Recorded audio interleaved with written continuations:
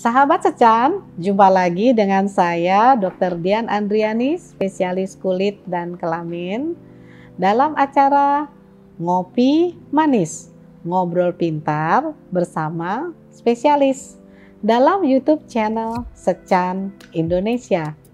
Kali ini saya ditemani oleh dokter muda Keisha Farah dari Fakultas Kedokteran Universitas Yarsi.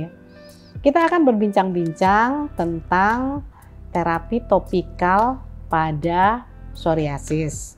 Kita akan bincang-bincang dengan dokter muda Keisha Farah.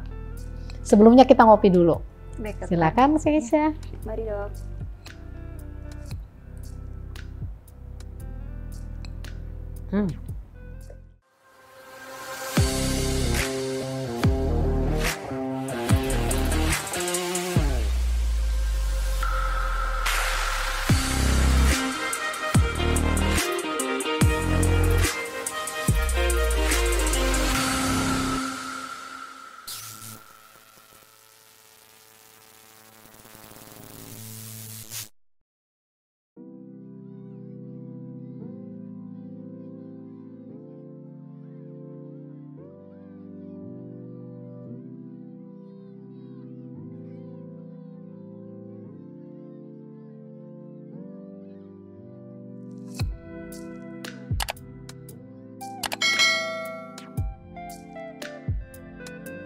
Kalau kita berbicara tentang psoriasis, ini kan kronik ya, terus menerus gitu ya, sehingga tentunya kita harus berupaya bagaimana caranya menghindari kondisi yang tidak nyaman ini dengan bahan yang tentunya nyaman. Nah, yang paling nyaman adalah menggunakan terapi topikal, karena efek samping topikal dibandingkan dengan obat yang diminum itu kan lebih sedikit ya. Obat apa sih yang dipakai untuk psoriasis? Boleh disebutin? Baik, untuk terapi topikal untuk psoriasis sendiri itu yang pertama ada kortikosteroid topikal, lalu ada tar, ada antralin, ada salicic acid, lalu ada pelembab dan juga ada retinoid topikal. Iya. Gitu. Boleh disebutkan? Ini kan tadi ada kortikosteroid. Apa sih itu kortikosteroid ya? Ini sahabat Secan mungkin agak bingung nih. Kortikosteroid, tar, ya, satu-satu deh. Kortikosteroid itu apa sih? Kortikosteroid itu dia fungsinya itu untuk menekan proliferasi atau anti-proliferasi, lalu juga antiinflamasi, untuk mengurangi peradangan. Ya, kortikosteroid itu kan bahan yang diolesin ya, Iya, obat betul. yang dioleskan, dia bisa menghilangkan rasa gatal juga ya. Kemudian kan tadi ini kan radang ya, radang merah, karena dia bersifat anti radang atau anti inflamasi, bisa menenangkan gitu ya, menghilangkan sisiknya, menjadi lebih nyaman. Nah, Keisha, ini apakah aman ya menggunakan kortikosteroid terus-menerus pada kondisi psoriasis? Untuk kortikosteroid sendiri itu untuk jangka panjangnya dok itu tidak aman sebenarnya, karena dia efek sampingnya itu ada penipisan kulit, lalu ada telangiectasis atau pelebaran pembuluh darah, lalu juga adanya striae atau stretch mark. Jadi biasanya itu untuk pemakaian itu tidak lebih dari 4-6 minggu. Nah itu Ya, padahal kan psoriasis itu kronik ya, terus-menerus. Jadi pilihan yang aman apa? untuk pilihan yang aman itu ada ter dan juga ada asam salisilat atau salicic acid. Ya, jadi kalau kita menggunakan kortikosteroid, keuntungannya dia cepat sembuh ya. Iya, betul. Cepat sembuh, orang senang ya, sembuhnya cepat, tapi kambuhnya cepat juga dan lebih berat, sehingga sebaiknya kita tidak menggunakan kortikosteroid dalam jangka panjang untuk psoriasis. Yang lebih aman adalah ter atau preparat dari batu bara ya. Ter, ini umumnya dia dikombinasi ya, Iya. ter, asam salisilat dengan emolien atau pelembab, karena penderita psoriasis pasti kulitnya akan kering ya, kering, bersisik kan, sisiknya tadi tebal. Yang dikhawatirkan pada psoriasis ini kalau dia menjadi berat apa ya? Ini bisa psoriasis kalau menjadi berat itu bisa ke sendi atau juga namanya artritis. Ya. Lalu juga bisa ke organ-organ lain. Ya. Dan bisa menjadi bentuk yang lain. Iya, betul. Jadi apa tuh? Psoriasisnya berubah nih dari kulit yang mengelupas menjadi nanah ya. Nah, atau psoriasis pustulosa ya. Ya, jadi psoriasis ini bukan hanya sekedar melibatkan kulit, tetapi pada kondisi yang berat bisa ke sendi, bisa menjadi nanah, kemudian bisa mengakibatkan organ yang lain juga rusak. Ya. Nah, saya juga ingin menanyakan, mungkin Keisha juga bisa menjelaskan bagaimana psoriasis ini bisa diobati dan kemudian bagaimana prognosisnya. Ya, apakah bisa makin berat atau bisa sembuh? Apa saja yang menjadi pencetus ya? Coba bisa dijelaskan? Untuk psoriasis sendiri itu ada faktor pencetusnya. Yang pertama dari lingkungan seperti suhu yang ekstrim, lalu atau suhu yang lembab, lalu juga ada dari gaya hidup seperti obesitas, lalu merokok dan juga minum alkohol. Selain itu juga adanya inflamasi atau biasanya infeksi.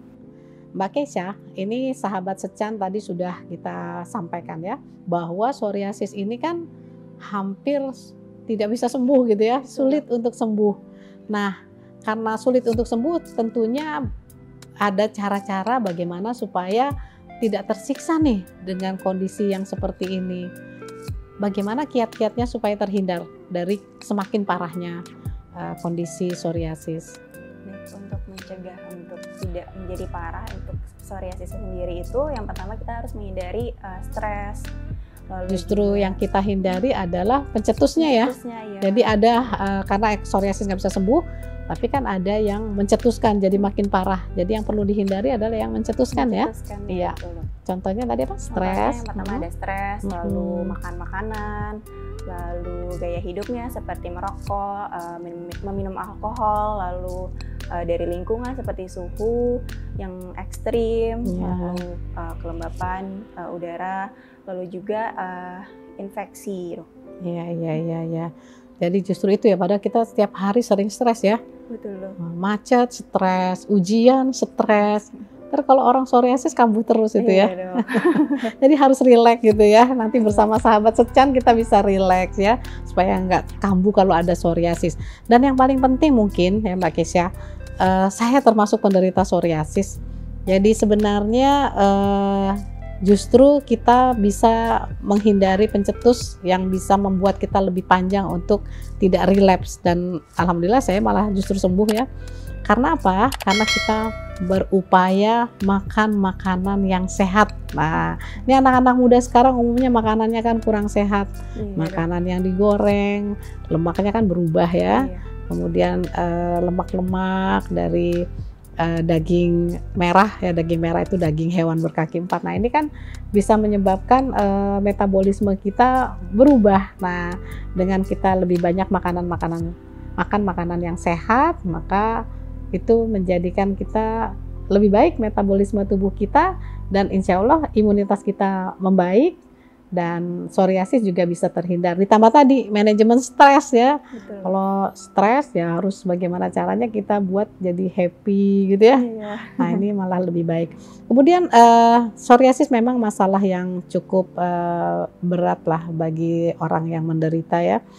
Banyak terapi dilakukan atau sudah berkembang saat ini, terutama terapi yang ramah ya. Ada terapi biologis, karena pada psoriasis ini yang dipicu adalah interleukin 17. Interleukin 17 ini adalah interleukin yang menyebabkan inflamasi atau radang. Nah, obat-obatan biologis atau obat-obatan yang ramah adalah antibodi monoklonal yang akan menekan, hanya pemberiannya juga cukup panjang, diulang, dan yang menyedihkan adalah biayanya lumayan mahal ini. Sehingga nanti jadinya bikin stres lagi ya. Ya, tetapi ini adalah suatu perkembangan untuk berupaya menghilangkan psoriasis ya, bagaimana supaya tidak flare up. Sahabat Secan sekalian, tadi sudah disampaikan oleh dokter muda Keisha yang sudah bisa menjelaskan ternyata terapi yang paling aman, murah meriah adalah terapi topikal, menghindari kortikosteroid terlalu sering ya. Lebih baik menggunakan ter atau batu bara ya asalnya. Kemudian ditambah dengan pelembab. Jadi pelembab ini adalah terapi utama juga untuk psoriasis yang aman.